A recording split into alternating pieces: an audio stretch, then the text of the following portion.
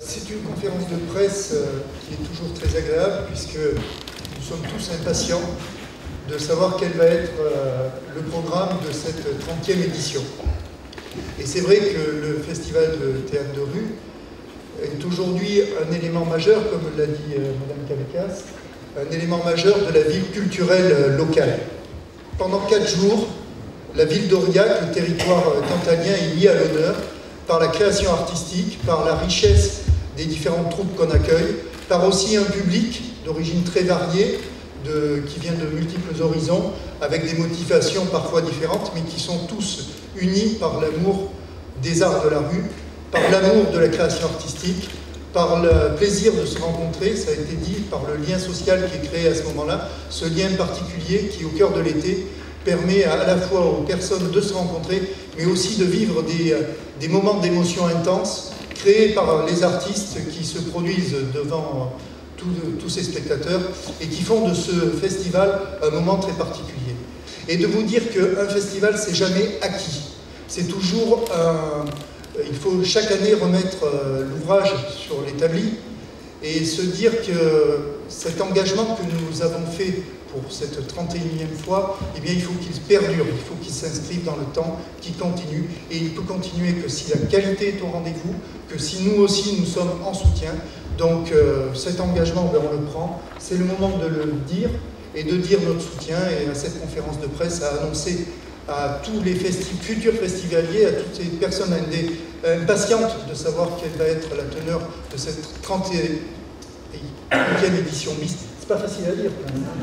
31e, c'est plus facile, 30 bis. Donc 30 terres, 30 coiffeurs, ça pourrait devenir compliqué. Bon, en tout cas, pour cette 30 bis, eh bien, je pense que le public sera au rendez-vous. Ce que je suis sûr, c'est que la programmation sera de très bonne qualité et en tout cas, elle nous permettra de faire encore à nouveau une très très belle édition. Merci. Pourquoi une 30e bis? Alors j'explique un petit peu dans l'édito, on est comme vous l'avez entendu, encore un peu sur un petit nuage par rapport à cette 30e édition. Et on a eu comme ça le sentiment que ça serait bien de la continuer, cette 30e. Parce que, évidemment, quand on a préparé la 30e, on avait mis des moult projets, plein de compagnies qu'on aurait bien aimé inviter, qu'on était dans ces préoccupations d'essayer de faire un panorama de ce qu'est le théâtre de rue et le spectacle de rue aujourd'hui, que nous en avons fait un, mais qui n'était pas exhaustif l'année dernière pour cette 30e édition. Et on s'est dit, tiens, voilà, on va continuer cette 30e édition en appelant cette édition de 2016 la 30 bis. Il y aura finalement la conclusion de la 30e cette année.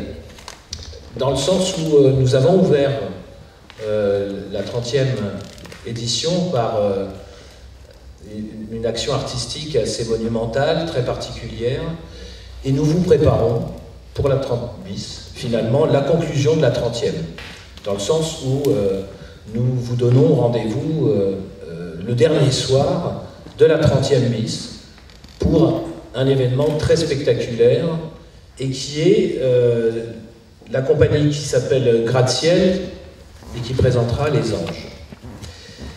Spectacle monumental que j'évoque à la fin de mon petit édito en disant que vous allez y laisser encore quelques plumes cette année dans cette 30e bis. Nous sommes le réceptacle, nous sommes aussi évidemment peut-être un peu l'instigateur de cette volonté de la population, de cette volonté républicaine de se reposer continuellement la question de qu'est-ce qu'on vit ensemble et comment on peut vivre mieux ensemble. Et si ce festival peut être l'endroit, et peut continuer à être l'endroit de ces discussions citoyennes qui, depuis quelques années, parlent de l'évolution de nos sociétés, les groupements évolutionnaires dont je parle dans mon édito, sont là, présents, et nous devons les accueillir.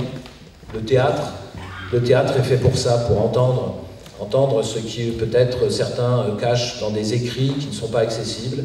Le théâtre de rue et le théâtre a cette force d'apporter dans l'espace public des pensées, peut-être directement, ça ne veut pas dire que personne ne souhaite ne transmet d'idées ailleurs, hein. Nous avons les médias, nous avons les réseaux sociaux, etc. Mais la force du théâtre est cette capacité de le dire les yeux dans les yeux et de se retrouver à converser autour de nouvelles idées en se serrant des fois dans les bras ou en se serrant que des mains ou en se regardant dans les yeux.